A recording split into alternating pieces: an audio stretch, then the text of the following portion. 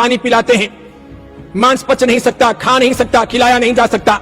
यानी हर बच्चा जब कभी भी दुनिया में पैदा होता है वो मांसाहारी नहीं होता, 100% शाकाहारी होता है। कमबख्त माँ बाप आगे जाकर के उस बच्चे को मांस खिला खिला करके आदतन ऐसा बनाते हैं कि वो मांसाहारी बन जाता है। माँ बाप अपराधी हैं, जन्म लेने वाला बालक अपराधी नहीं। हर व्यक्ति शाकाहारी होता है। शाकाहारी ही धर्म है, शाकाहारी नीति है, शाकाहारी न्याय है, वही उचित आहार है, वही मानवीय आहार है, वही सच्चा अच्छा आहार है। मांसाहार गलत है, उसकी परहेज की जानी चाहिए, वो उचित नहीं है। इसलिए बालकों को सच्ची अच्छी शिक्षा दी जानी चाहिए, उनको सही सिखाया जाना चाहिए। और देखो दूसरी एक बात, अगर मांसाहारी मनुष्य का आहार होता तो बीमारी के दौरान भी वो करते, बुढ़ापे के दौरान भी मांसाहार करते, लेकिन ऐसा नहीं होता। हर मांसाहारी को बीमारी के दौरान मांसाहार छोड़ना पड़ता है, जख्म मार करके, मजबूरन। सब अपने अंदर के इरादे एक तरफ रख करके। और हर मांसाहारी को बुढ़ापे में मांस छोड़ना पड़ता है। विज्ञान ये कहता है कोई बूढ़ा आदमी 25 दिन तक निरंतर पका हुआ मांस खाए तो मरने की नौबत आ जाएगी, मरने के कगार पर पहुंच जाएगा। 25 दिन तक निरंतर वो मांस पचा नहीं सकता। और वही बूढ़ा आदमी अगर 2 दिन कच्चा मांस खा ले, पका हुआ नहीं, कच्चा मांस सिर्फ 2 दिन खा ले, तो तीसरे दिन तो वो ढल जाएगा, मर जाएगा, जिंदा नहीं रह पाएगा। ये मांसाहार की नौबतें हैं, पचने में बहुत खतरनाक है। मांसाहार सरल नहीं है, आसानी से नहीं पचता।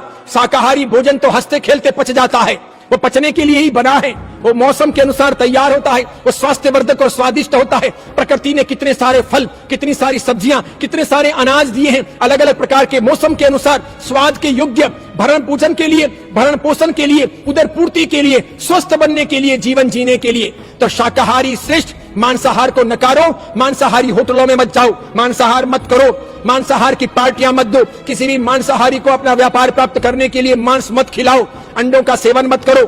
अंडे जिस चीजों में आते हो या मांस जिस चीजों में मिलाया जाता हो उसकी भी परहेज करो। ईमानदार, पक्के, अच्छे, सच्चे श्रावक बनो। मैं तो ये मानता हूं कि श्रावक बनने के पहले शाकाहारी बनना जरूरी है। श्रावक बनने के ठेके नहीं लेने हैं, शाकाहारी बनने के पहले ठेके देने हैं। शाकाहारी बनना है, ये सिद्ध करना है।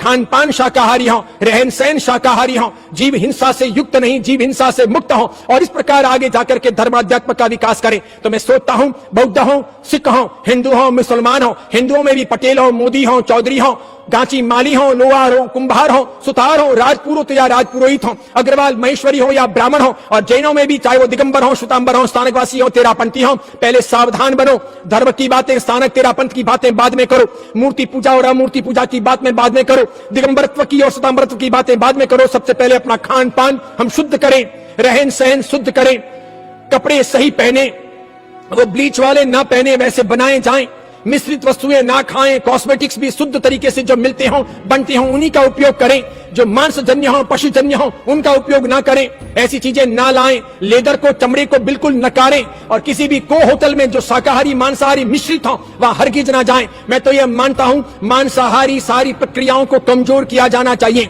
उनकी इकोनॉमी मजबूत नहीं होनी चाहिए। शाकाहार का ही पोषण होना चाहिए, शाकाहारियों के यहां से ही वस्तुएं खरीदनी चाहिए, शाकाहारियों को ही आमदनी करवानी चाहिए। शाकाहारी जीवन शैली मजबूत बने, उसके सब प्रकार के उपचार करने चाहिए, प्रयोग करने चाहिए। आप सब सोचिएगा, समझिएगा, आगे बढ़िएगा, सबके जीवन का कल्याण हो, ऐसी मंगल कामना। आज इतना ही। बोलो अहिंसा धर्म की जय हो, शाकाहारी जीवन शैली की जय हो, भगवान महावीर की, रामचंद्र जी की जय हो, सबका कल्याण हो, ऐसी मंगल कामना।